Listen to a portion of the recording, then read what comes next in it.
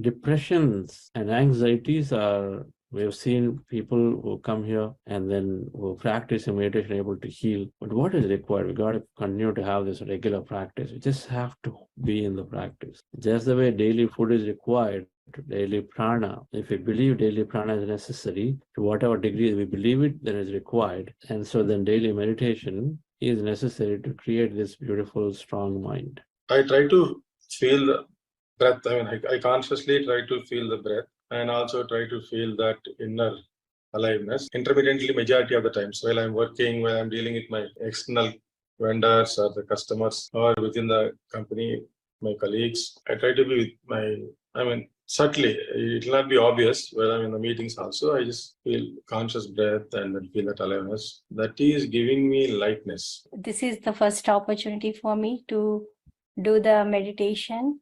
And the day when I started doing meditation, when I started practicing the meditation, like I'm getting good sleep.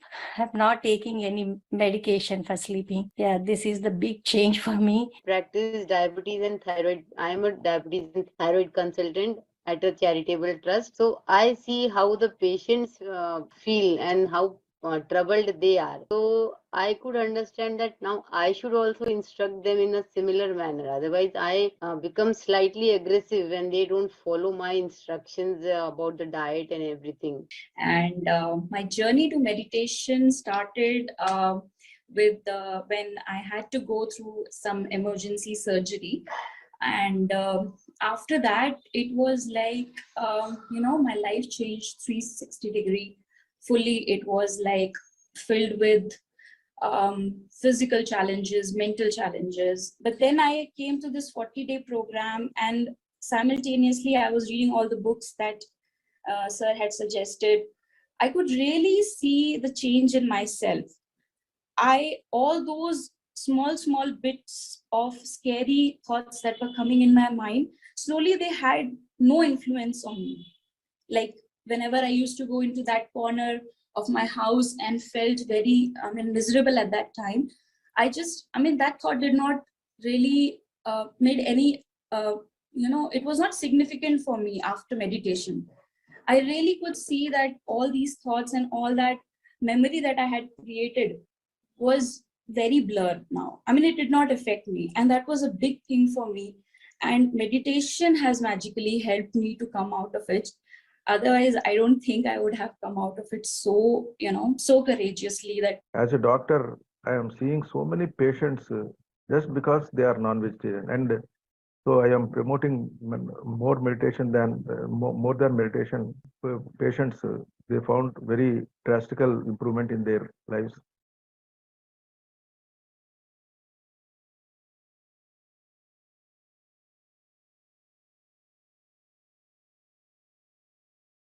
Good morning, friends and masters. Good evening at the other side. Very warm welcome on day 9.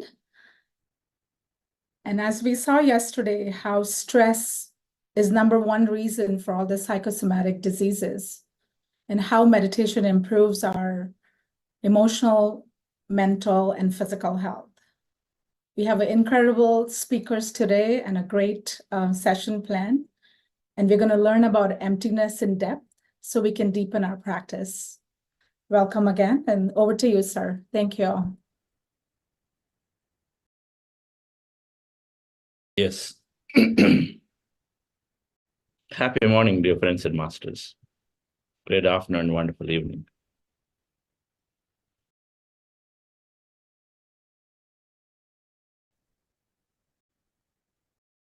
Two things come out from that video, at least my takeaways.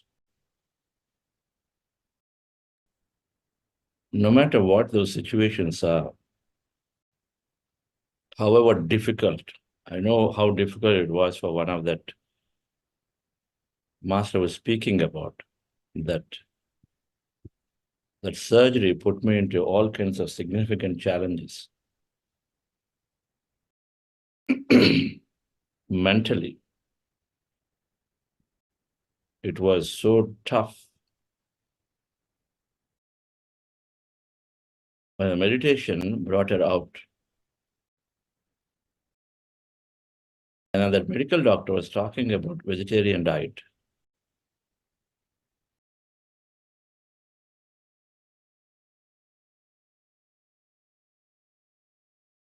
But to me, vegetarian diet is very, very, very essential on various grounds. I will talk about this tomorrow as part of our energy concept.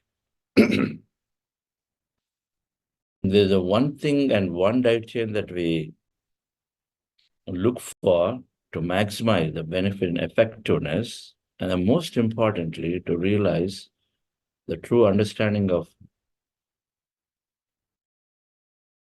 spiritual science is to be a vegetarian.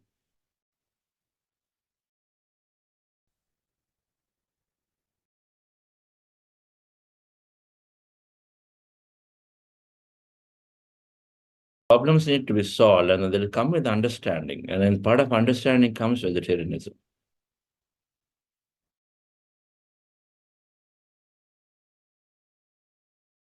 So we'll discuss more subject on health tomorrow, day after, day after, like that. But one thing that is there in the top of many of newcomers is about what is this emptiness.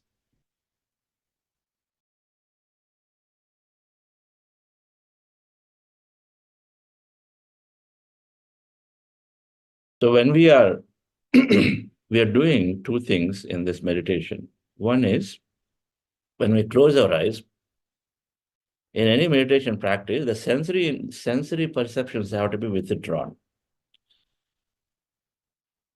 The senses, which are external in nature, that is, there are five senses, are seeing, smelling, hearing, touching,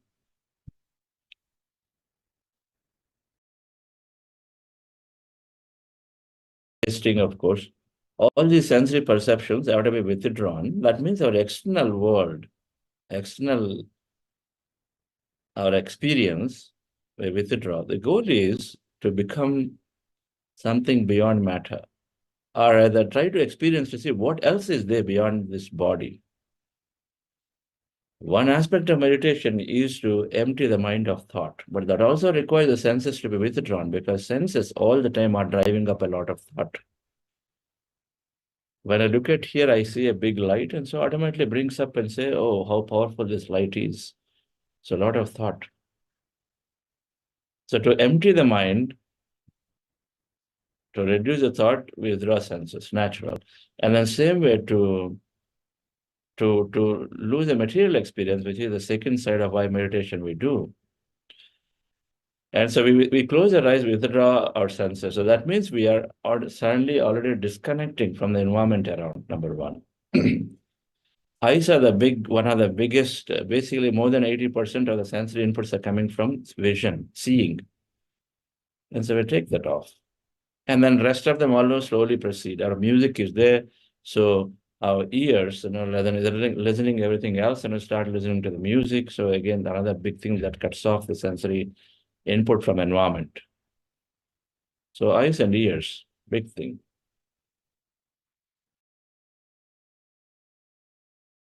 Then second thing, as you're observing a breath, and so where you place your attention, there you place your energy. And so you don't place your attention on the thought anymore, so thoughts start coming down. By default, we don't know, but you always are giving attention to the thought. That's why they keep flaring up and up and up. One thought comes, we think about it, again, we put our attention there, then something else happens, It keeps on increasing in number as we are putting our attention on it. So here, we're moving our attention away from thought. And so then our thoughts are also getting removed. And the thoughts are removed means, and then thoughts are removed means, what is being removed? The people, places, things that thoughts are part of. Thoughts means people, places, things. So when thoughts are removed, people, places, things are removed from our field of view, So when I remove thoughts, okay, one of the thought is about I graduated from BITS Pilani. So everything about BITS Pilani, all that memory goes away. Think of it that way. And then I'm removing thoughts, I'm removing all the all the places, all the people, all the things. So I'm removing Bangalore. When I'm removing thought, I'm removing my furniture at my home. Then I'm removing my house. I'm removing the place where I'm in, removing the city, removing the country I'm in, removing the planet I'm removing in. And then I'm further removing as thoughts go out. The sun is removed, then the stars are removed. Everything that you think of as things that you know, they all are going away, thoughts are going away at that moment. And so first your physical sensory perceptions, which are also withdrawn, inward, pratyahara it's called, from Patanjali. You direct the senses inward to see what else, because we're driving up to, in a spiritual practice and a meditation practice, one is resting the mind of thought, okay, fine, that's more what we are trying to do, very, very physical world activity. Second, we are directing our senses inward to know what is that inner world that we all hear. That awareness, that observer that is there, the observer is there somewhere to direct that sense inward. We use the word inward. Inward means not in the physical sense, inside, it is there everywhere. Okay. And so when we do this, when we remove our sensory experience from outside, and then remove all the people, places, things from our mind, and they are there in a time. My convocation happened, let's say 20 years ago. That is removed. The time is also removed, right? The marriage that happened, the first kiss that happened, something happened, all those are removed. The time is removed, space is removed. People, places, things are all reflecting space. Our external sensory experience is space. So time and space is removed when we are meditating. And as your thoughts are withdrawn, and the time and space are removed. Now, what do you call here this experience? And the material experience, time and space, is always defined by time and space. Earth experience is time and space. So when we remove that, then we start experiencing something out there, and that is fundamentally energy. Emptiness. First, let's get to emptiness. When you remove that, what is there first? As we remove all objects, as I remove everything around in my room, and my home is gone, the village is gone, country is disappeared, planet is disappeared, everything is disappeared. What will be there? When sun is removed, what you got? There's no sun forever. Then what you got there? There's no light. So it's got to be black or dark or something. Stars are not there. So then we find everything around to be, in most cases, the properties, it could be dark, it could be black. The darkness is black for many. But we know there is the empty, because everything is removed. That emptiness, when I say, and when you are putting your attention around to see what's out there, there's all blackness or emptiness, going forever. It's all basically empty. Everything around is empty. And since we're removing our sensory perception, external experiences, then we're removing the notion of a body, because a body is only there based on what we are seeing around. That is also disappearing, because we are slowly losing the thoughts of the body also. And so we lose that too. So in a state where we are going into the empty states, and now there is a partial emptiness here, because if I've forgotten sufficiently about me, then I won't be there. If I've forgotten not about me, but usually this happens as the last, but I've forgotten everything about everybody and everything, then all that is empty. I may still have my body somewhere there, still sitting. I may still be there. But that too happens slowly. Suddenly, at randomly, we may lose a portion of our body because we've forgotten a lot of it. Temporarily. So the first thing that happens as we are removing suns and stars and everything around, then you start finding total emptiness is marked by black. A lot of people find it dark and black. It's all there. And then from there goes, maybe some people will see it as always huge amount of light. Emptiness is the question, empty. That emptiness may show up as a huge amount of light, but void of everything. Some people see sea, some people see sky, some people see many things that are empty, different colored lights. They're all, but then the characteristic is nothing there. To begin with, nothing there, emptiness.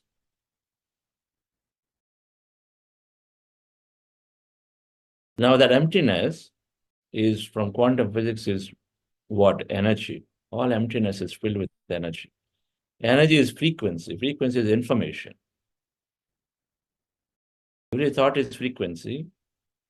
And so frequency means there's always something coded in it.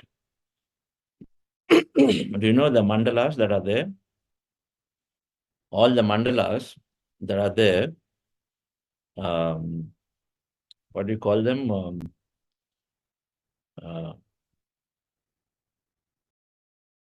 Most of them happen in UK, Sonalji, all those happen in the grass. Big patterns. Now, every geometric pattern codes, what is that? Stone Age. Not Stone Age. Look at the patterns that get formed overnight in the crop circles. Well, the crop circles. They all carry a frequency. Every geometric pattern carries a frequency. It codes information. And so in any case, every thought is a frequency. Means information. Frequency means it carries. And a TV signal is a frequency. It carries so much information. Right? A wave, when you codify it, carries a lot of information. Okay. And so now when we are emptying the mind, then we suddenly are there with this whole energy, because the mind is again information. Thought is frequency, but it is known thought and frequency right there. And then when you empty the mind, then it is called cup is empty. And so then we are now suddenly start noticing all of this entire field of emptiness and energy, which is everything that exists. So which is unlimited frequency. From a limited frequency, move to an unlimited frequency. So first thing, we notice emptiness of everything. That's all black, blue, sky, light, all of that. But then emptiness is energy, so that means it's all frequency. Now we're slowly getting revealed of that. And so that energy, that frequency is there. Now that is what we start experiencing in meditation. Where some are saying, I've got some heaviness here. Some are saying some tingling sensation. Now the tingling sensation will come to it because the pineal gland is getting active. So specifically here around the whole head area. But otherwise, people are saying my body has got some flow happening. My body is moving and lifting up. Many things happen because we are not having a physical experience. We're having an energy experience at this time. And energy being rightfully so, it can be light. And so that it is light and it is not dense. And so it might appear as, you're floating, you're lifting up. And then you go beyond to this energy experience. Now there's infinite field of infinite experience. So infinite things. Now there are many things that I don't know how it feels like, how it is like. Earth frequency, we know something, but things that you don't know, how can you interpret how it is like? But we try to interpret everything we're experiencing in the way that we know after coming back, and then that's why we struggle for words, because it is so different that we don't have something comparable in here. When you're having a bliss experience, you can't really tell how good it is, what to do.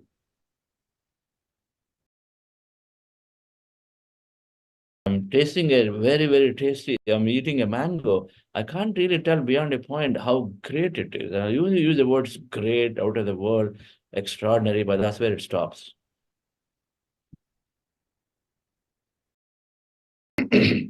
So, one, emptiness. Two, we are sensing that whole energy, that the frequency and energy, and so then we are sensing all of that into our body. We're experiencing them in the body. But then something more happens. Now, these are all frequencies of information. So as we are tuning in, as we are there, and then we have the ability to receive us, notice them. And so then that for some people, that frequency becomes imagery. It's like a TV antenna receiving signal. It comes into the TV. As it changes channels, now it is being shown there. Until it is tuned into a specific channel, now you don't see. So think of that way, the tuning in to show that energy became an image. Same way that frequency that I receive becomes an image, it converts into an image. So for some, it is showing up as an image right there. For many, it is being received or recorded there, but then it shows up an image right there. So that is your vision. The vision that you see. That, maybe I'm seeing a saint, I'm seeing a departed soul, or I'm seeing, my office, some challenge, I'm seeing some new innovation right there, which I take inspiration from to then derive and then create. So emptiness, dear friends, is when we are emptying our mind of thought, then we are, for the miles and miles of it, it's all empty, nothing is there. Now, many people may not even go to that state. As we're emptying our mind, then suddenly we may go into various intermediate states again. All of those states are the infinite frequency worlds. So some people say, I'm in this vague state. I don't know where I am, but I'm faintly hearing your voice, faint music somewhere. I know it is going on, but I'm there in this state of, just some zombie state. Yes, that happens. That's one state. And as that becomes more clearer, where my voice and my memory, if it goes away, my thing, all that goes away. And then instead now you start seeing something maybe. You're tuning into the infinite realm of frequencies. Now, is it thought? Is it not thought? Is possible. Now you will know over a period of time, when I'm seeing something, and if it is it my thought, is my projection, or not, that you will know. Because it is, number one, it is so different. It is so, many times it is so unexpected that you don't even imagine and believe to yourself that you would ever think and project anything like that. And so, it is not your thought. It is a frequency that you're tuning in for the potentially of a past and a future. That's a topic for another day, past and future, all that. But then we do tune in, and so then we are seeing these visions. What do you do with the visions? The visions are just like what you do on a day-to-day life. A day-to-day life, when we come across people and they're telling us something, if it's useful, you take it. If it's not useful, you leave it. We're going along the road and we see some billboards, information, many things, and they're useful, we record them and then take them. If they're not useful in our life, we leave them. Same thing here. Nothing special about them. But do recognize that you're open to a field of possibilities out there, field of information infinitely, that now it is not limited to what you receive between your home to office. Now you're seeing the entire universal frequencies.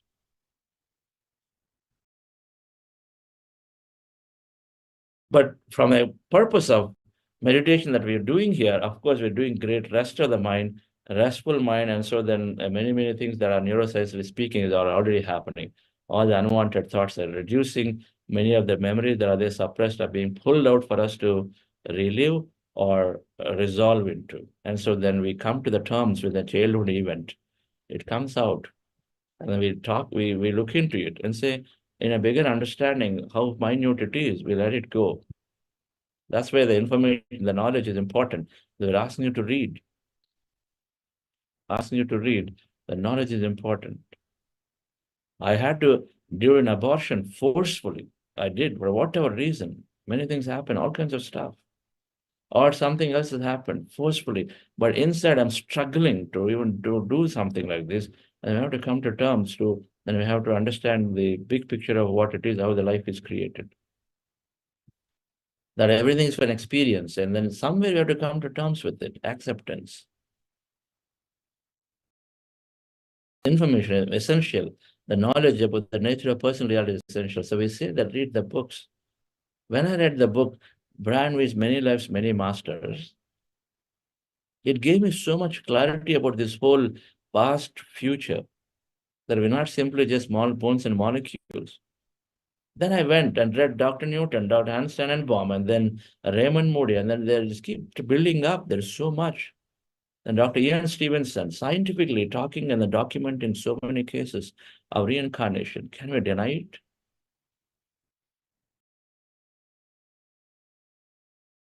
So many things are there, dear friends. So let's go into meditation. So emptiness is blackness, void of nothing. And it is also filled with energy. So sensation, movement is all our part of that emptiness to energy, and then to vision, because we are tuning into various information frequencies.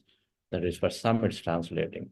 For some it doesn't translate, but it is there as information received and recorded. And it comes out as a sudden solution, sudden insight, a sudden word that you speak in a setting, in a way it is necessary. And you say, oh, I don't know how it happened, but it came through me. I didn't know that I knew this subject, it all coming to me. I never thought about the solution, just coolly it came. It all happens because we are having these downloads happening all the time when we go into empty states. Happens in sleep, happens in meditation, happens when we are losing ourselves from time and space, called flow state. At times when we are passionately working on something, we go into the flow state where we are emptying, we are losing time and space, we lose track of everything. That time also the downloads are happening for us, happening every time we're empty. Meditation is building, because you're doing a conscious practice, bringing more awareness up to it. And so we're able to more attentively recognize all these most unexpected downloads that are sitting there into us. And then we make most of them. We call them synchronicities. Let's go into meditation, dear friends, and then listen to some of the master's experiences of meditators who are there. Relax yourself. We are practicing breath mindfulness meditation. Our goal is to empty the mind.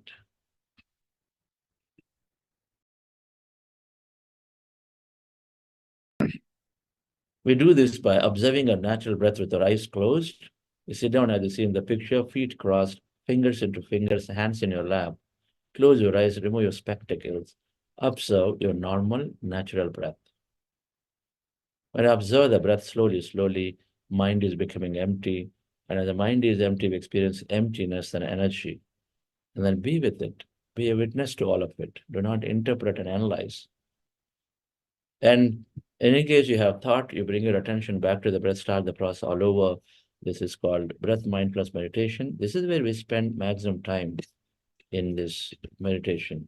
Now, before we do that, we are doing a practice called heart elevation to go into the deeper states of breath mindfulness meditation. We're doing this for a few minutes. Just follow my guidance for this, dear friends. If anybody new today, relax yourself. Sit comfortably. And those of you new can always go and listen to day 1, day 2 recording to know about these practices a little more deeply. Relax yourself with your eyes closed.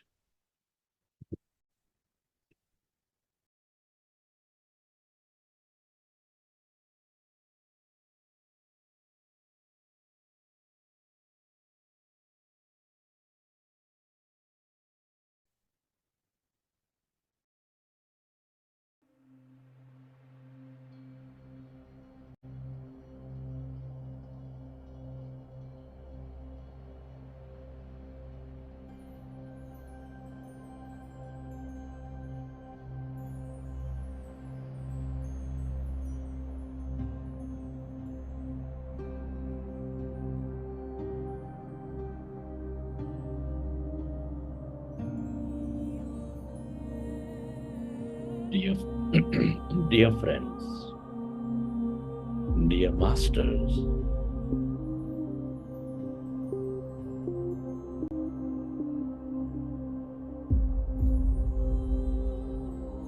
with your specs removed, eyes closed, keep your hands on your chest area and rest your attention on your sacred heart.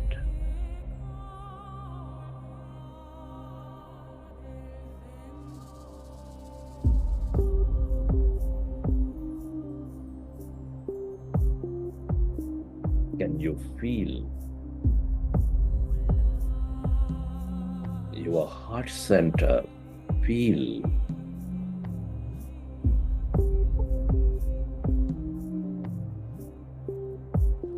the seat of all emotions. nurturing all life with its energies of love, gratitude, compassion,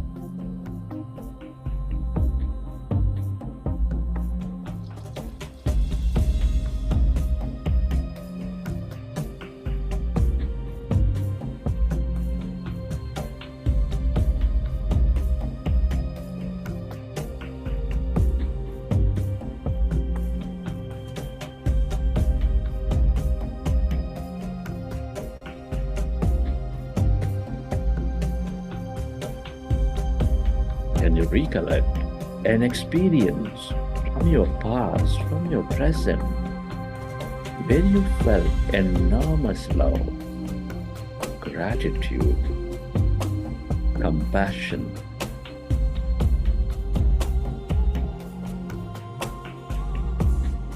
Relive that moment and feel that energy.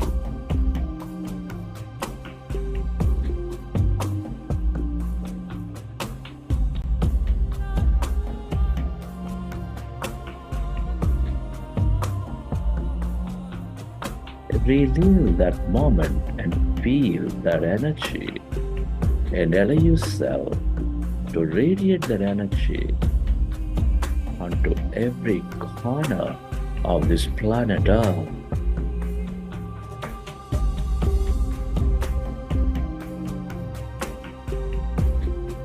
To help everything and everybody heal. Where your attention goes, there the energy flows.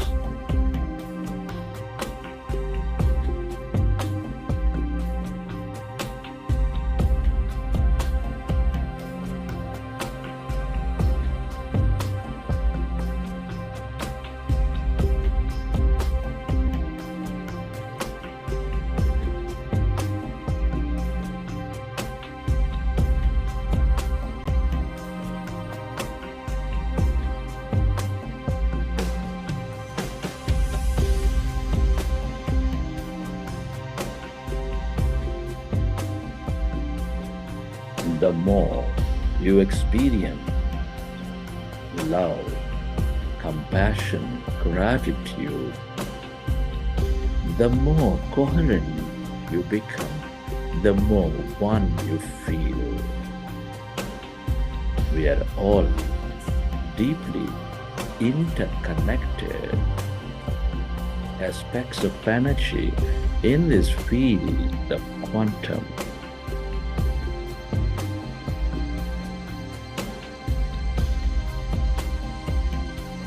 We are intricately connected with each other with no separation whatsoever.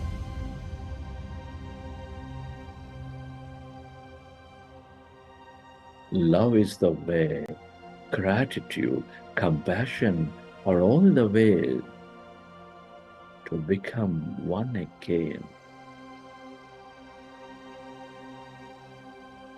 Feel.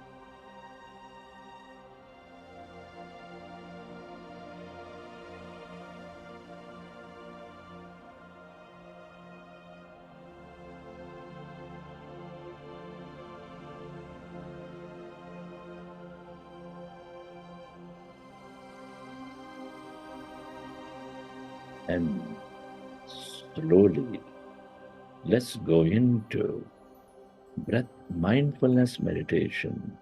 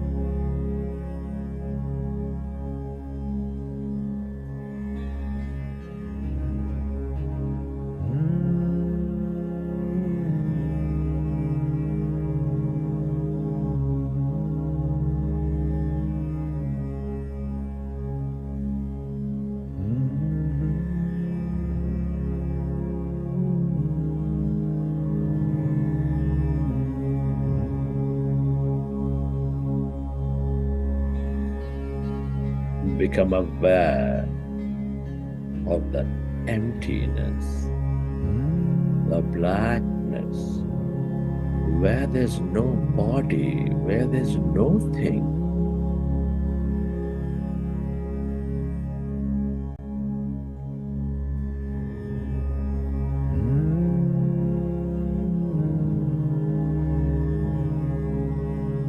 And allow yourself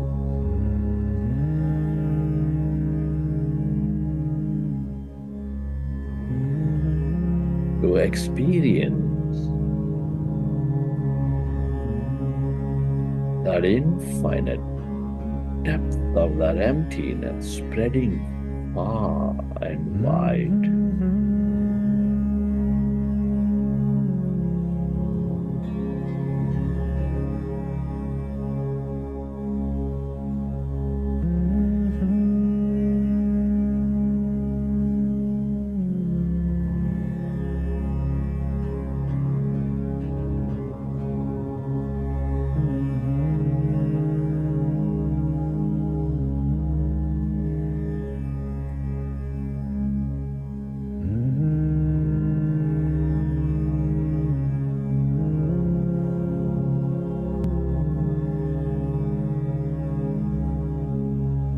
That's energy. All emptiness is energy.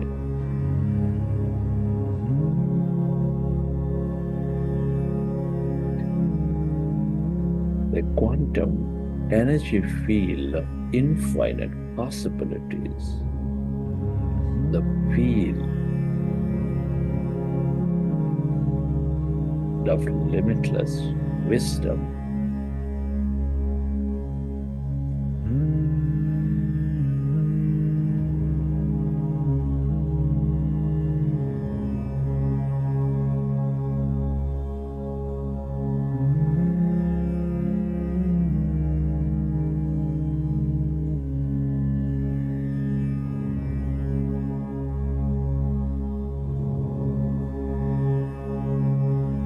The longer you stay aware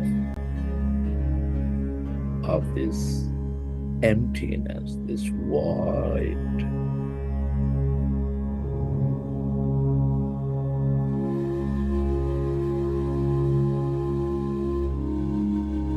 the more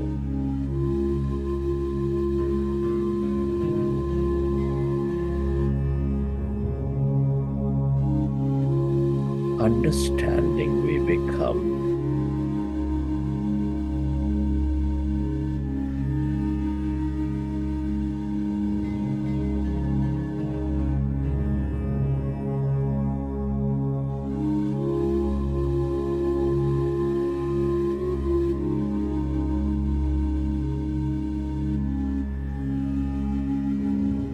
The more possibilities we draw into your life.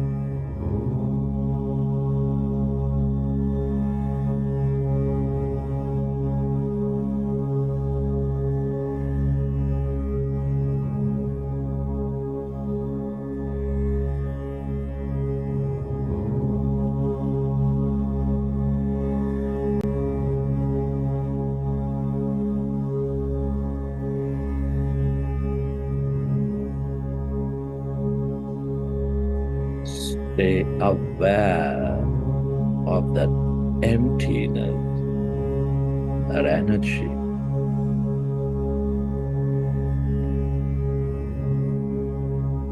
The field of wisdom and will, field of consciousness.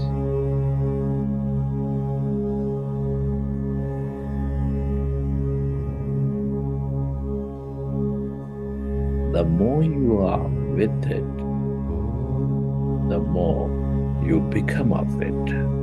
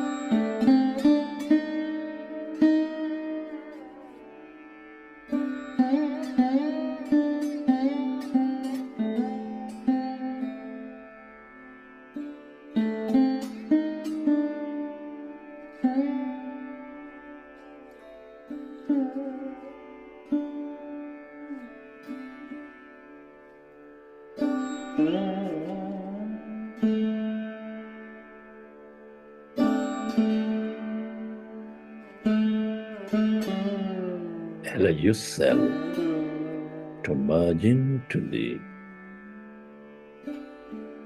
emptiness of yourself.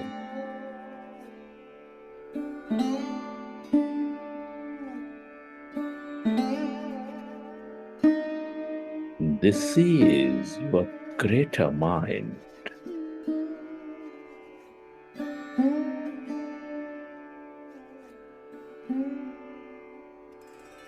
That intelligence that is always powering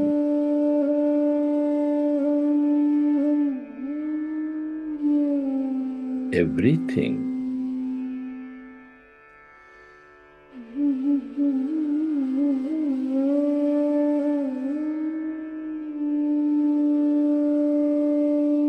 Everybody and everything are connected in this field.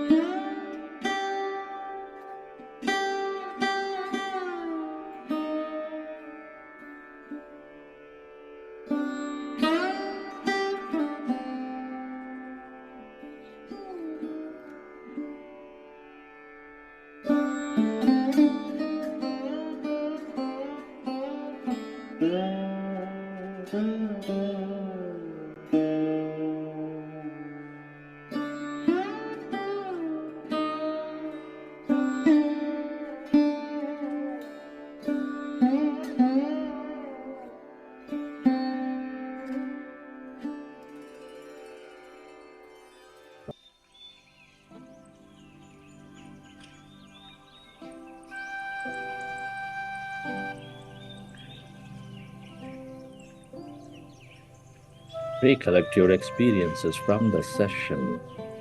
How did you feel? What did you see?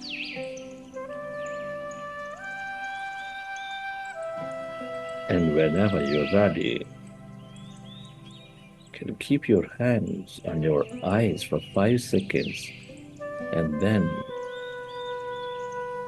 you may open your eyes.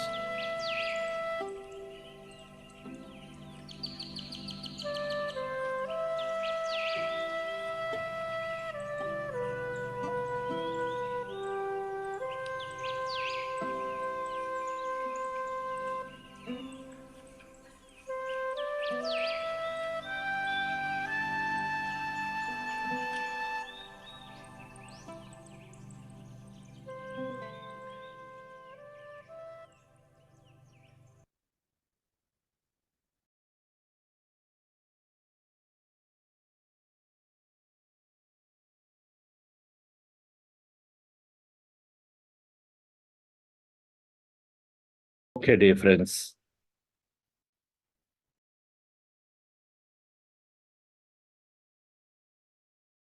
Hope you enjoyed the session. And the practice is becoming more and more effortless.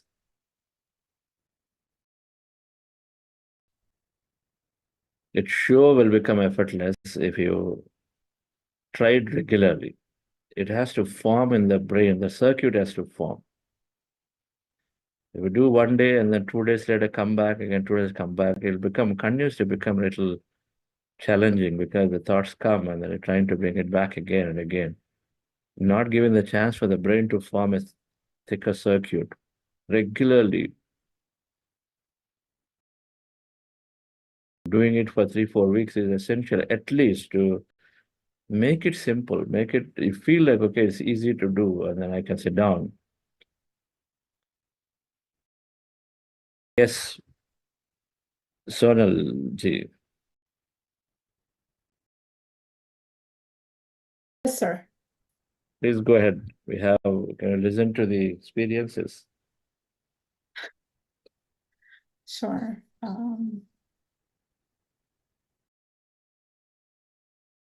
Nobody has raised hands still. I think everybody's still. No. We'll introduce our speaker, first speaker. Yes. Sure.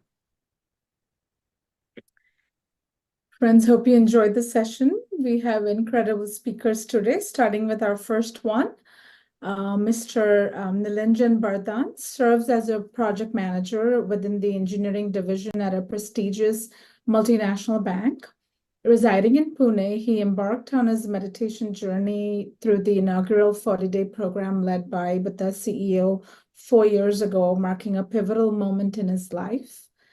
Since then, he has quietly embraced the teachings of Buddha's CEO, considering himself a humble student and a supporter of the organization. Notably, he played a significant role as a volunteer and organizer of a public meditation event in Pune in 2023, attended by 150 individuals. Furthermore, he volunteered also at the GCML, the global summit that we just had in Delhi 2024, and remains an avid donor and contributor to the Buddha CEO causes. So we welcome you, sir. Such an honor to have you here. Thank you. So much. So good morning and good evening, all friends and masters. And I'm thankful to Buddha CEO for this wonderful opportunity. While so much of wisdom and interactions are awaited, I'll try to quickly cover my experience so far. It started 4 years ago And until 4 years ago, to me, meditation was it was something that uh, that was a topic found in mythological stories, or it's something for suitable for a monk or for uh, senior citizen or people who are almost done with all the duties in their life. To me, it was something definitely outdated, not relevant in today's fast-paced world, uh, that so much of technology all around. So it completely had no relevance or no reason. But little did I know, and uh, I was unconsciously unconscious. Um, it started with it was the first 40 days program offered by Buddha CEO. An email came as a 40 days meditation program. I signed up for it. I didn't know anything about it, what's waiting. Initially, the challenges were definitely to sit at one place for 30-40 minutes without doing anything, closing my eyes, and so much of thought. But then I started observing a couple of things. It was a time when it came into my life 4 years ago. It was a time when I returned to India after staying for some time in US, and there was some. I was going through some personal challenges in my personal life, and it was a pandemic, COVID lockdown time. So it was Nilanjan, you have to quite. speak a little louder. People want it to be a little louder. Yes. Is it? Sir? Is Yeah. it better now? Yeah, better. Maybe a little louder, but then speak louder. Yeah. Okay. Okay. So yes. So I as I started practicing, uh, first thing that I observed and that I experienced, it was happiness. It was happiness without any reason. I was feeling happy without any reason, without doing anything, without achieving anything, without buying anything, going anywhere. It was absolutely for no reason. And that happiness persisted throughout the day. And the second thing that I observed, as I said, it was COVID time. It was every morning used to start with the newspaper headlines with the death counts, infection counts. I started observing that slowly that those counts, those headlines had no effect in me. Earlier, it used to have definitely used to make me nervous, anxious, but that disappeared. As I continued with my practice, uh, it slowly benefits started unfolding in my physical health aspect. Uh, my sleep got optimized. My breathing, my digestive disorders, I was having few. Those completely vanished, and my immunity improved significantly. Uh, I had seen benefits in my relationships with my family, my wife, my parents, my son, even relationships with friends and colleagues at workplace, relationship with boss, completely got redefined. In terms of psychological changes, emotional changes, my anger issues were completely gone. Anxiety, very less. I used to compare. I started comparing myself with others significantly less. Very less self criticism. Instead, I started developing empowering beliefs, overcoming my limiting beliefs. It was a total shift in terms of my mindset from disastrous negative mindset to a completely positive, miraculous mindset, from seeing problems to seeing opportunities, or rather from why me mood into witnessing miracles every now and then in life. And definitely that had impact in my career as well. Some unbelievable shifts in my career I have experienced so far. So altogether, I mean, there is no aspect in my life that has been touched and changed by this meditation and this 40 days program. I started with one 4 years ago, but I lost the count how many 40 days I attended since then. Uh, the For this 40 days program, it is what I found, it's a completely transformative program that has changed my life, and the content, the intent, the delivery and guidance is at impeccable level. The massive amount of effort that goes in the background by the entire team to bring this kind of extensive program relentlessly over 4 years, that too completely free for everyone, is simply amazing. Uh, as I continue my journey, and I still consider myself as a beginner, as a student. What I learned that yes, we all have our own reasons to meditate, which we don't realize until we meditate. So it's meditation. It's a best gift that one could give a gift to himself or herself. So my hearty congratulations to everyone who is starting with this 40 days program, and my heartfelt appreciation to everyone who are coming back and continuing their practices with this program, and my deepest gratitude as always to entire Buddhas family for making a life better, for making a family, a home, and a workplace better, and in turn making this planet a better place to live. Thank you so much. Thank you. Thank you, Mr. Nilanjan. Wonderful that you say that everything changed. Please keep serving. Please keep spreading. Thank you. Yes, sir.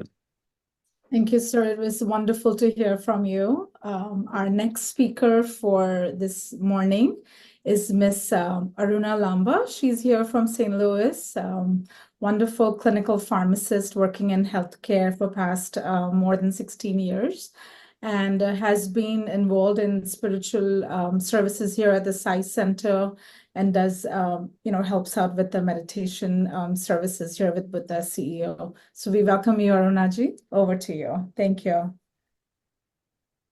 Thank you, and good morning, sir, and good morning, everybody, and good evening for all the people residing in United States. Yes, my name is Aruna, and I have started this journey, meditation journey, for the past 1 year, and life has been really wonderful ever since I started the journey.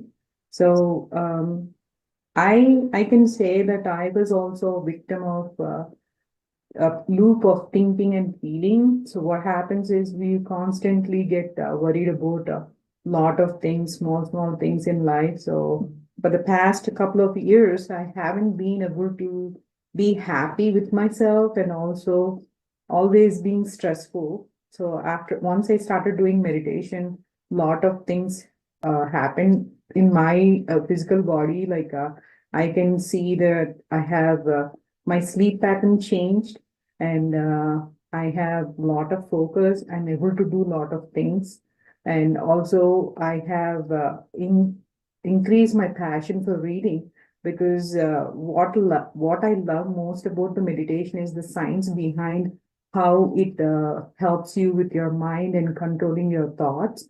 Eventually, you can understand what is happening and how you can come out of the break loop of constant thinking and unnecessary feeling about things which are from external sources. So in a way, when we started meditation, Thank you to Ramesh ji and Apurva ma'am, who actually introduced the meditation to us. We are part of a spiritual group, and I did not start the meditation with the 40-day program. We started the meditation at a spiritual center, and then through a friend, I came to know about the 40 days program, and I started doing the 40 days program. And as he said, once you finish the 40 days program, you don't want to leave it. You wanted to continuously keep doing 40 days. So I don't know how many I have done so far, but the past 1 year, I've been meditating constantly. I do both morning and evening, and I just feel like it just refills my body and energize my mind. It's just like putting gas in your car. So that just helps throughout the day and also helps transform your life of thinking more joyful and more positive and more balanced life, which in a way, again, led me to understand the science behind where I was digging deep into the science behind it. And I came across all the good, helpful subjects like epigenetics and neuroscience, and then how your elevated emotions can actually improve your immune system, and whereby at the same time the constant stress mode can actually bring the downfall of your health. And understanding that, I could reach out to some of my friends, able to explain to them how it was helpful for me, so that it can be also helpful for them. And I had this wonderful chance to meet Chandra sir. Thank you, sir, for bringing such a big life transforming tool for everyone, because yes, it is a high time for everybody to look deep into ourselves, because that's what meditation does. It helps you look deep into yourself and see what is the purpose of your life and how you can help yourself before you help the community.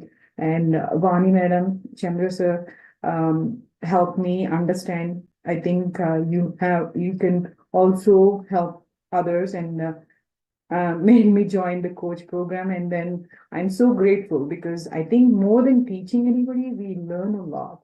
We learn from each other's experience. The first reason I wanted to do the 40 days program is because my friend was sharing her experience, and I'm like thinking, sitting in a chair, what am I doing? Why am I not going and experiencing these changes? That is when I started the 40 days program.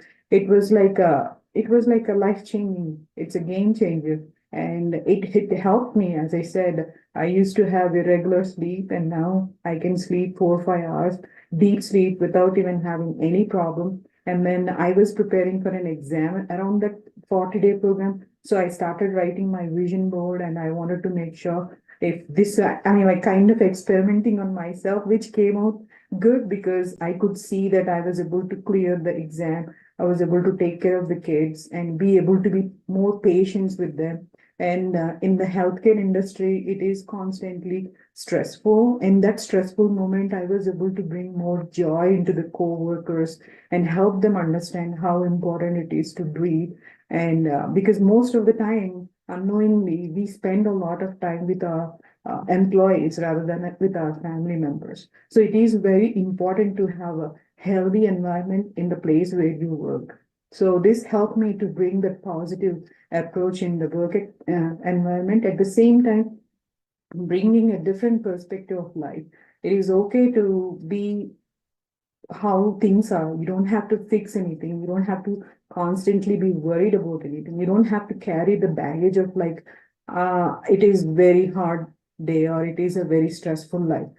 It is okay. Let it go. Starting with the baby steps of letting things go. We have to have the acceptance and surrender and understand why things are happening. The universe has a bigger plan for us. So I understood all these, and I was able to implement in my everyday life. And there is one wonderful quote. Thank you again, Chandra sir, for giving me that book.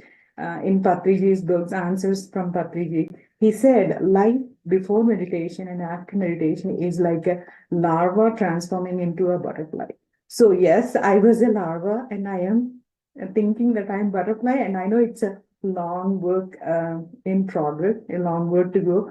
But then I just definitely felt like we are all in the state of larva, nothing to be offensive, because we don't see how beautiful life is, because we are constantly worried about this external material things. We don't have time for the internal bliss we have. Once you get connected to your internal bliss, you will not leave the meditation. And he always says in his book, for every problem, it's meditation. And yes, that is my phrase of life right now. For everything, just meditate, and everything will be fine.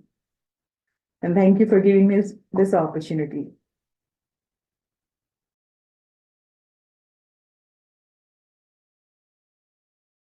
Wonderful, Aruna madam. Some specifics there. We spend a lot of time with colleagues than family members, especially those who are all of us are working, which is true. More than 40% of our life is spent at work. And so then making that better, why not? I mean, it'll be so good to multiply our experience and then be very satisfied with everything we're doing there. Thank you for sharing your perspective.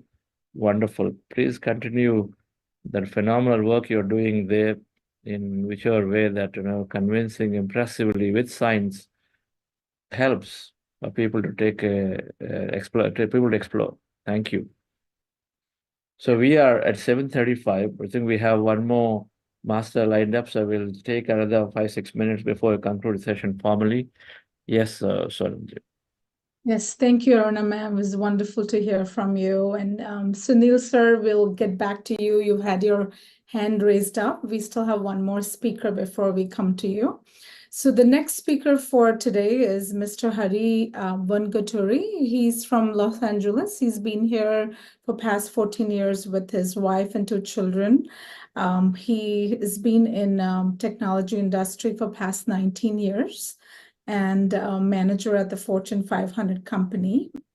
He's interested in yoga, Ayurveda, and neuropathy, has been practicing since he was a young person, and is also certified a yoga instructor. He was introduced to Buddha CEO since 2023 and has been actively involved in practicing meditation and also sharing its benefits with others. So wonderful to have you, sir. Welcome, and over to you. Thank you, Sonalji. Happy to see you. First of all, namaskar to everyone. Happy good morning and happy evening to everyone. First of all, I would like to thank Buddha CEO leaders giving the opportunity to share my experience with meditation.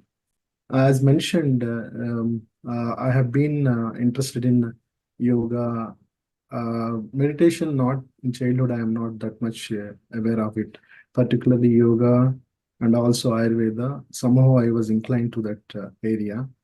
And when I was in Bangalore, probably I think in 2005, I got introduced to S. Vyasa University, deemed university. There, first time I learned, I did some yoga course, and also I learned some meditation technique. That meditation technique is just whenever we are getting the thoughts, when we started doing meditation, we need to chant one letter Bijakshar mantra type of thing, and I was able to do 20 minutes that one, and I practiced that one so many years. Whenever I need, I cannot claim that one I did it continuously, I mean regularly, but whenever it is required, when I tried, I used that technique. That was my introduction to meditation. In 2023, last year, around March time, when I was scrolling one day Facebook, I found this Buddha CEO program details, and immediately I registered. And I was so impressed in the first session itself that there are 2 reasons. One is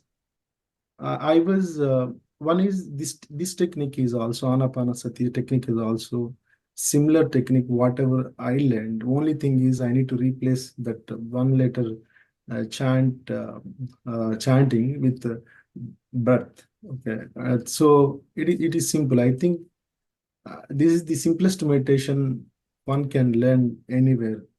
That is one thing, and another one is the subject Chandra sir is sharing before meditation session and after meditation session is priceless. And also one of the prayer speakers mentioned that one. Nobody can share this much information without charging anything. We should not take it as granted. I know the value of this subject for sure, because I come across different programs when I was back in India. So these are the two major reasons I totally inclined and also committed to do this program.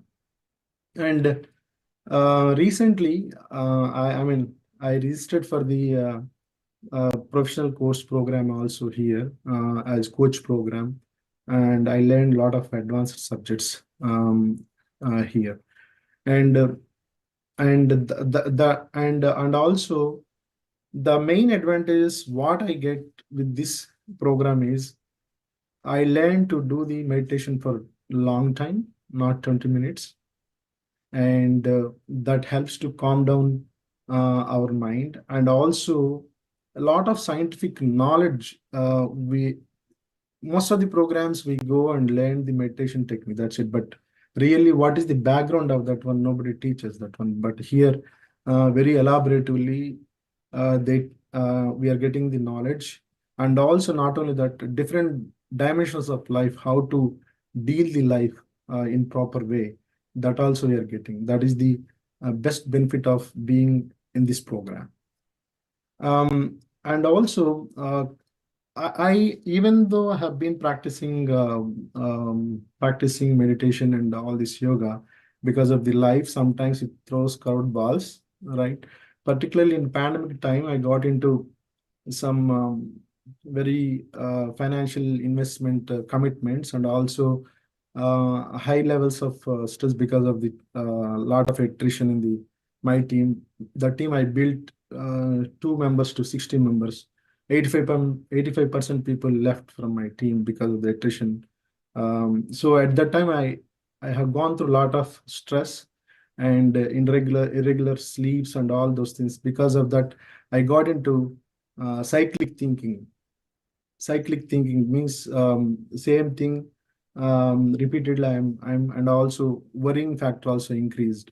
And unfortunately, I forgot the technique, whatever I learned. I didn't fall back after that one. So that continued for a couple of years, I can say that one, couple of 1 or 2 years. That led to little bit health challenges also. Health challenges also not serious, but health challenges also. So it is very unfortunate that one I got into this program. And also I am fortunate that I got introduced to awesome couple, Chandra sir and Vani madam. And also our family is very fortunate that they visited our place last year.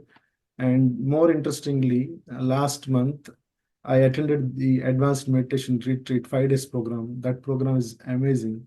I learned a lot of things in that program, long hours of meditation, vision board. I know that vision board and all, but I never did that much sincerely writing what we need to do in different aspects of life and all that I did it. Manifestation, visualization, understanding of chakras. And also more interestingly, I met a lot of like-minded people. That is awesome thing.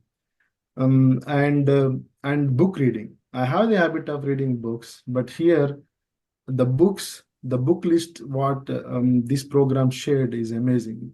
Everyone should understand the importance of book reading. I think yesterday or day before yesterday, Chandra sir mentioned that one.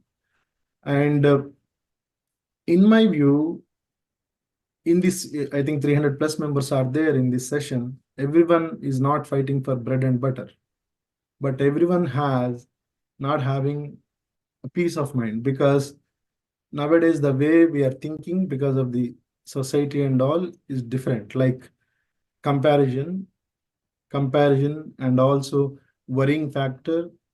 Even though if you have a lot of things, luxuries, that I don't know. That is the reason most of the people are looking for the happiness, peace of mind.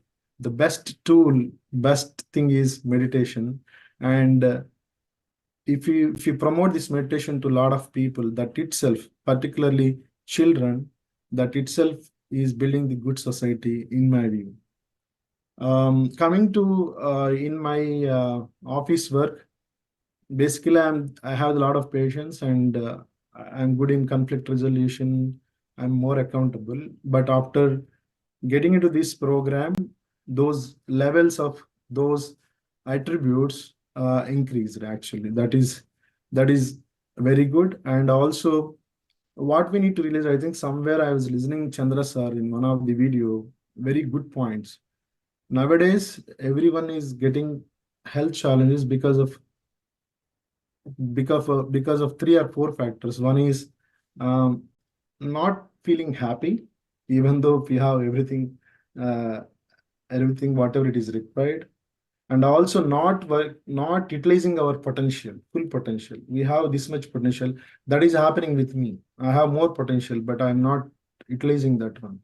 I got that one when I had a conversation with Chandra sir 2 months back. And also we need to find our purpose. If we are not aligned with these 3 things that lead to illness, that is good explanation. And Placebo book is very awesome book. I learned a lot, and definitely whatever we can do to promote this program to others without expecting anything, that itself is a great benefit that we can offer to others, to our family members and all, friends, office colleagues.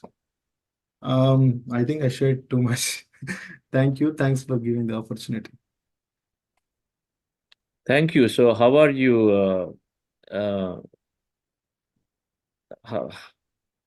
Your health, you're on the way to find your purpose? Yes, Chandra sir. With your guidance. All right. Okay. Thank you. Purpose is to do what comes at us actively. Unexpectedly, some things are coming at us, we do them. That's also a purpose. Sure. And of course, helping others with our unique talent is by default the purpose for everybody. So we were going to discuss that anyway along the way in this program, in the second half. So thank you so much, Hari Garu and Aruna Madam and the Nilanjan. So wonderful to be hearing some of your perspectives and how you're benefiting from it. So thank you, dear friends, for joining. And we'll be here for another 15 minutes for any other questions or sharing. Otherwise, we'll see you tomorrow. We'll be discussing more on health topics. Tomorrow is very important. My favorite is energy. Energy by way of changing the way we live our life. That's how we contribute and how we gain energy. We'll talk about it. So see you all, and then yes, please go ahead. Friends, we have, you should have received the quiz 1 for the practitioner certificate. Whoever has registered, so please take time to fill that. And that's all. I hope everybody's enjoying the book club that's on Mondays and Wednesdays. We'll remind you again tomorrow with all the other details. Thank you. Thank you, sir. Thank you, and we'll see you tomorrow. So after a short break, we'll resume interactions. Thank you.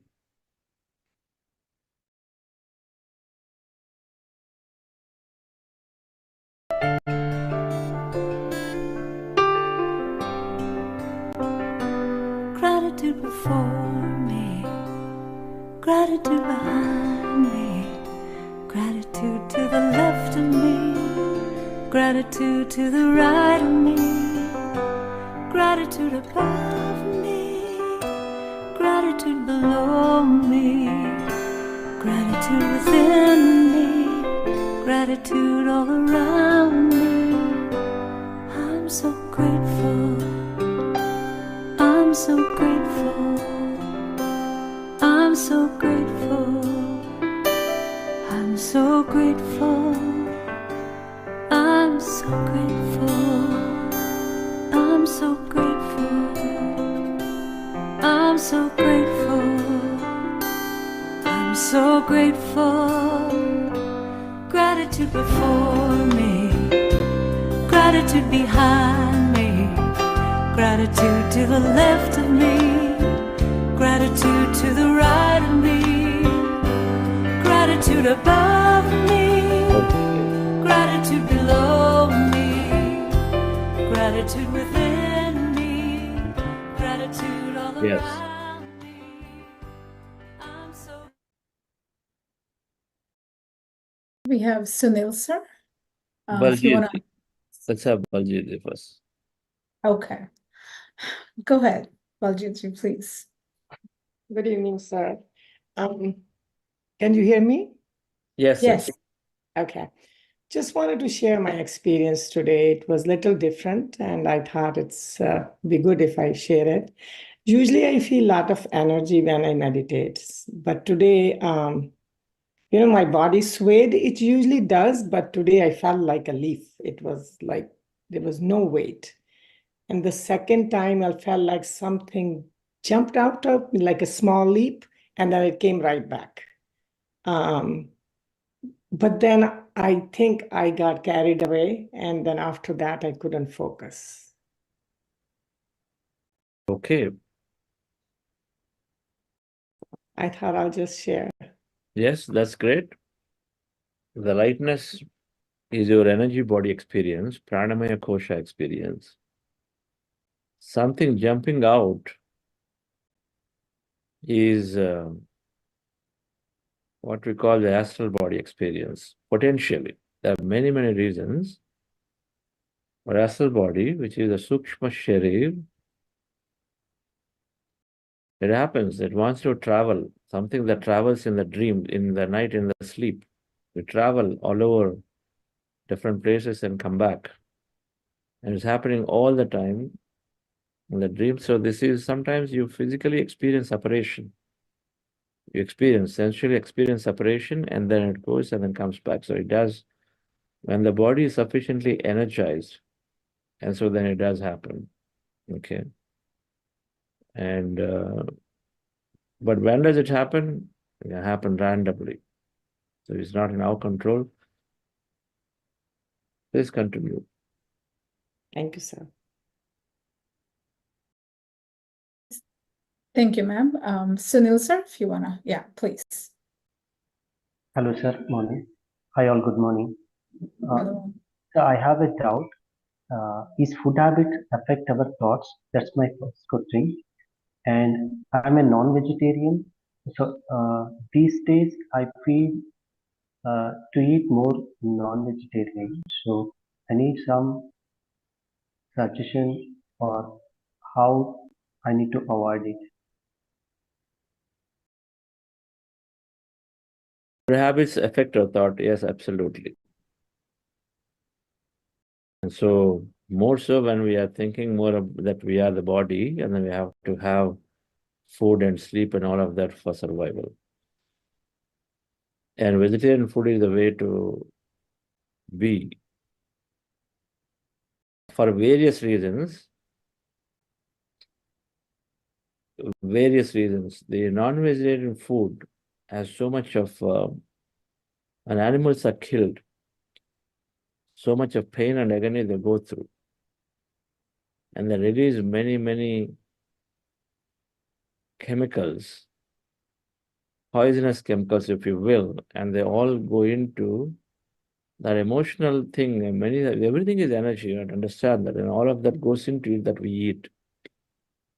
And so then our thoughts are also like that. Dominance, aggression, or various kind sadness, many things can creep in because we are eating that when they go through that pain. You see, just pulling a sleight of hand itself is painful for us and our body. And all kinds of violence is done to an animal. It goes through significant suffering. And so on one side, it is painful, it's all that emotion that gets into our body, all that negative energy. The second side, of course, that if we don't want something to be done to us, then the minimum that we do is to give that back to somebody else, something else.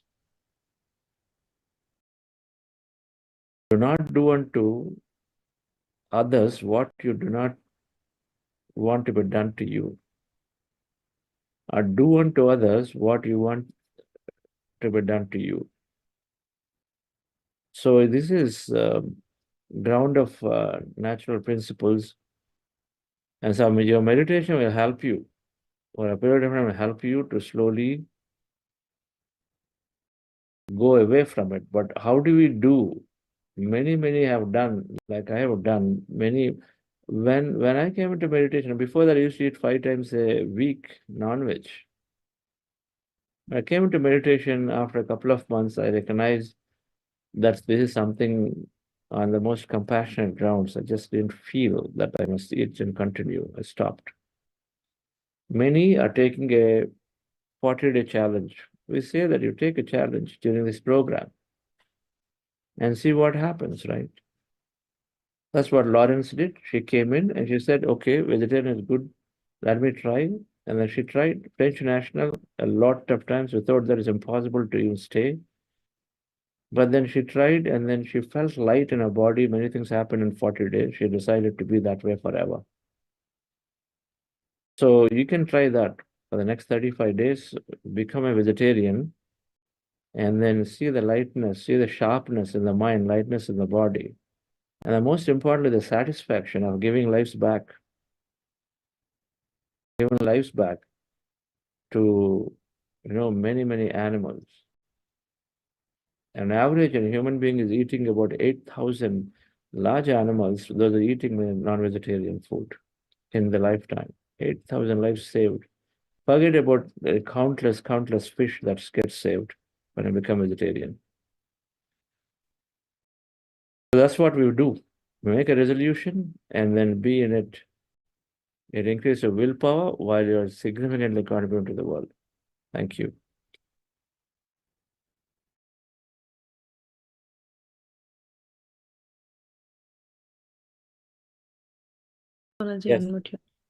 Yes. Yes. Rituparnaji, please, if you would unmute. Thank you, sir, for this wonderful opportunity and like-minded community. I really love it. But today I would just want to know your perspective on what you said. I understand the concept. My understanding is fine, but I can't put it in as many words to explain. You talked of removing thoughts. Yes, to go to a no mind state kind of thing. But then isn't mindfulness Can you adjust your camera, madam? Adjust your camera. Your face is half. So okay. Yeah. Correct. It is isn't mindfulness a lot about heightening your awareness, and that needs sharpening your sensations, your sense organs, in order not to let the thought enters. I think it will be more appropriate, or I don't know, to explain it as in terms of selection of thoughts or something. I'd like to know your perspective in a little Meditation. bit. I was talking about meditation today. Meditation is emptying the mind, going into the states where you are losing your physical experience. Now, it builds a lot of awareness. Then mindfulness is, we talk in the context of your wakeful time. In a wakeful time, then you're very mindful, alert, and awake. And so there the senses are fully working. And your senses are always working. But then our mind was not having enough attention to the sensory experience. And so now when your mind is empty, and then mostly stays in empty states for a meditator during wakeful time, so then now they have full of attention towards the sensory experience. That's how your experience becomes full, right? What does it mean? When you are touching a plant, when you are there in the garden, suddenly step out of your home and then you see plant there, you are so full there, you're paying attention fully to it. You feel like touching the leaves, you talk to them. If you hear about talking to plants, you talk to them, because suddenly that knowledge comes to you right there, anything relevant. And so your experience is more deepened by touching plants, feeling them, staying there, talking to them, right? And if you're more present in there, then you'll also receive that energy, communication, right? So our experience becomes a lot more deeper when you are staying in an empty-minded. That means your empty mind means here all unwanted, that worrisome thought, that is all disappeared. For a meditator, all that is not there in a wakeful time. So mindfulness is wakeful time. Meditation is where you are developing mindfulness by taking that extra time for ourselves. Okay. And we are not losing our senses in mindfulness time. In wakeful time, our senses are always there, but our attention towards sensory experiences improves dramatically. Okay. An example, I was there in a university in Delhi. For a meditator, the moment you go there, and then we were sitting there in the reception, outside the chancellor's cabin, and there are some beautiful paintings drawn by the students. And just caught my eye immediately right there. As soon as I go there, then you sit down and watch those paintings. Then I went in, then I was asking a couple of professors that were there in the meeting, hey, those paintings are great, did your students draw them? Who drew this painting? They look little raw, but great. They asked me, which paintings are you talking about? They never noticed, they are there for years, they never noticed those paintings. But for a meditator, we are very, very aware of what's there around us. And then, of course, we present giving so much attention to the people in front of us because you're focused towards them. Our experience becomes deeper. That's mindfulness, right? Because all our senses are towards them. Does that answer your question, madam? Somewhat. Okay, thank you. I think I would need to ponder over it a little bit detail and integrate. Okay. Right.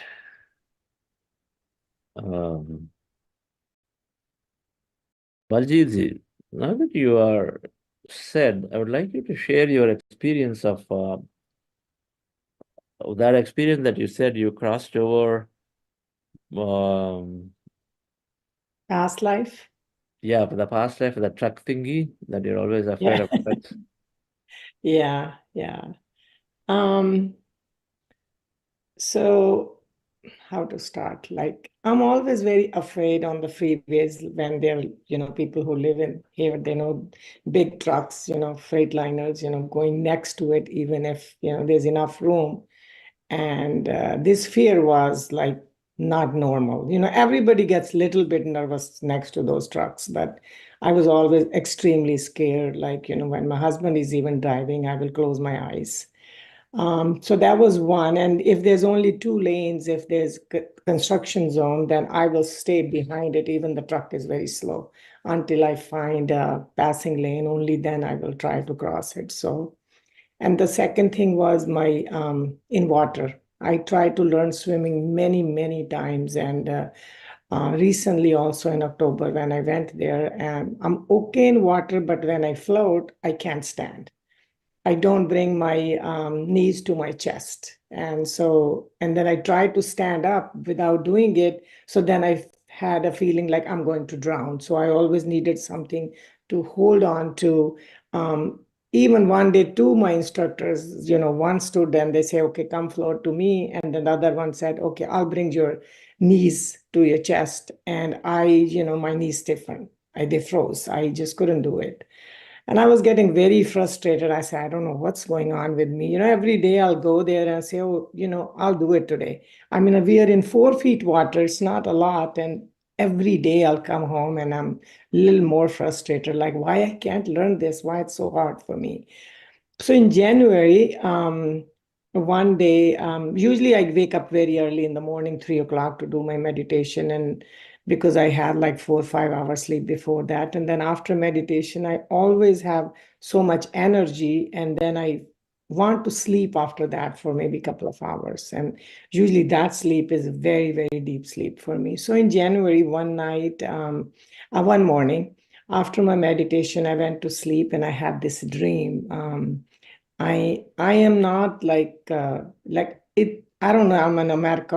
I think I'm not Indian person. I'm different person, and I'm driving a car, and I have to get on a bridge. But before getting on a bridge, there are trucks on both sides, and I have to squeeze through it, and I'm so scared.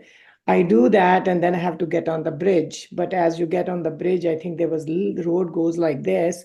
And we have some bridges over here where the side wall is not that high in the beginning.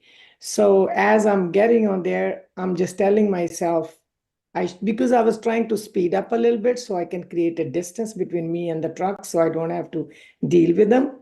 So as I'm getting on the bridge and telling myself, don't speed up that much. You don't want to go out of control. The minute I said that, my car goes over the bridge and then it flips, and then I'm just screaming like, oh, water is going to come inside and I'm going to die now. And I woke up. I was sweating. I was like, gasping for breath. And I sat down on my bed. I said, thank God it was a dream. It took me a few minutes to, like what happened to me. So then, as you know, I always write down my dreams all day long. I'm thinking about it. And then I thought, what was that dream? So I wrote it down, but I knew it, it has to be me, the way that dream was.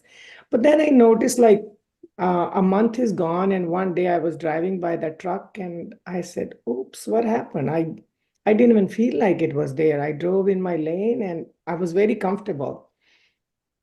So then I started thinking more and more that, that was my past life. I have gone back in water, but right now I have a little shoulder injury, so I'm not trying to swim that much, but I'm very comfortable in water now. It's not the same.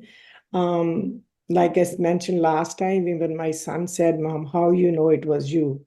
It can be somebody else's dream. And my answer was, because she was drowning and I woke up. So there has to be connection. Like I was feeling what she was going through when she was dying.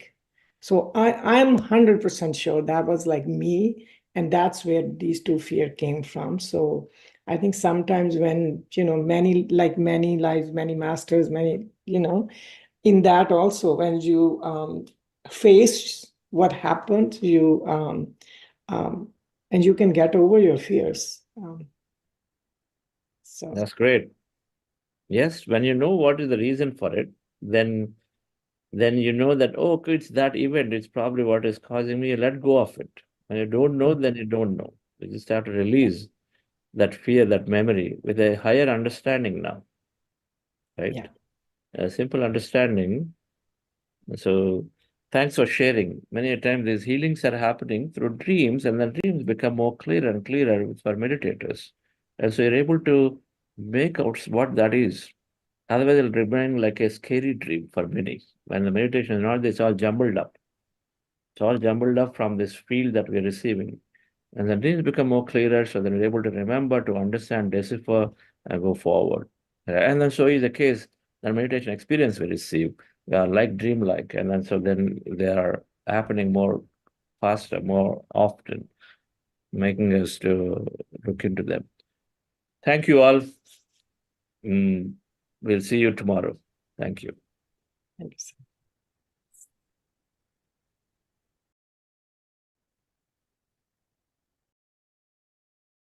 I'm so grateful. I'm so grateful. I'm so grateful. I'm so grateful. I'm so grateful. Gratitude before me. Gratitude behind me.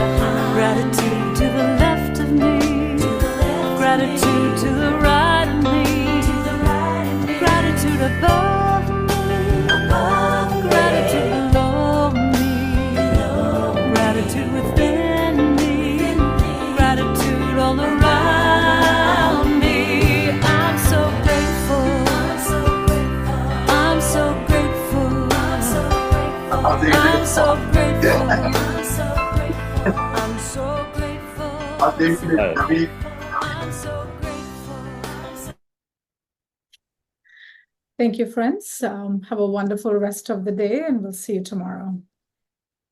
So nice to see all St. Louis. That's good. Yep.